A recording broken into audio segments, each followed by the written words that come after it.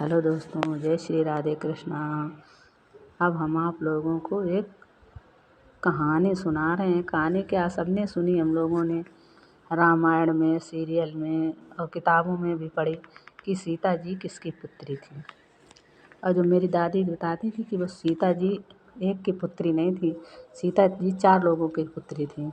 सबसे पहले सीता जी के साधु संतन की पुत्री यानी वाल्मीकि जी की पुत्री थी, क्योंकि वो जो ऋषियों का रक्त था उसी से सीता जी की उत्पत्ति हुई। रावण ने कर लिया साधु संतों का तो रावण की पुत्री कहलाई। फिर वो रावण ने उन्हें जनक के खेतों में घड़ा को दबाया तो वो धरती माँ की पुत्री कहलाई। और कभी अंत में जनक जी ने जब उन्हें पाला पोसा तो वो जनक जी की पुत्री कहलाई।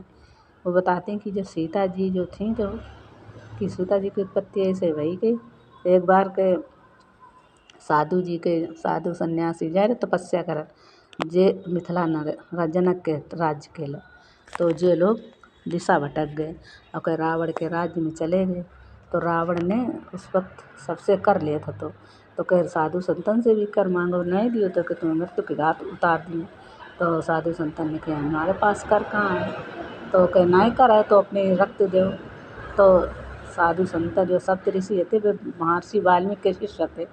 तपस्या करके वे रास्ता भटक के रावण के राज्य चले गए। रावण राज्य जब चले जाते हैं तो रावण उनसे कर मांग लेते हैं कि कर दो ना तो मौत के घाट उतार दी। तो वे साधु सन्यासी खाते ले तो वे अपना हाथ को अंगूठा चीर के रक्त देने लगे। तो रावण ने कहना मुझे जांग को रक्त चाहिए।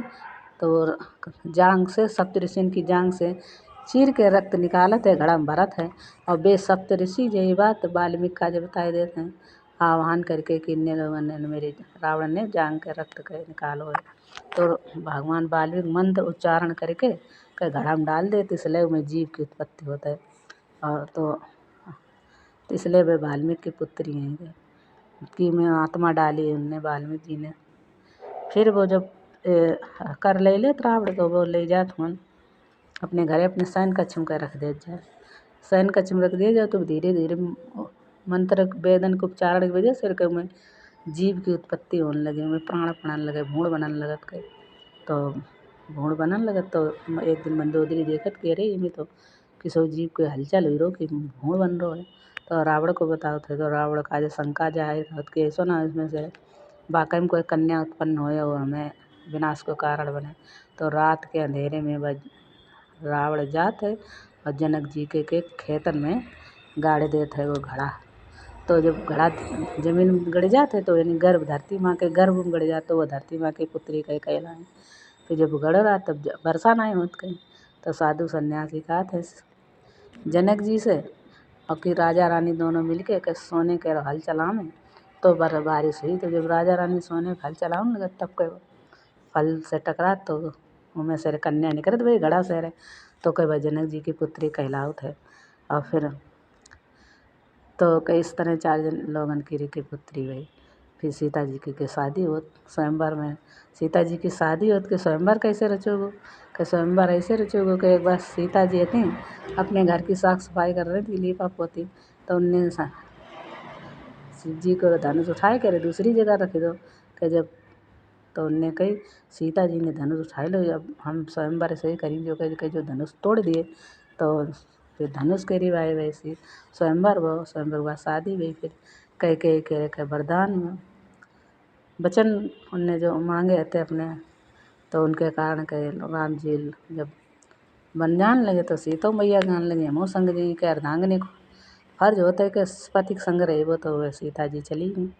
सीता चली गई फिर उन बहुत कहानी भई हिरण मरो रावण उठाए ले गो।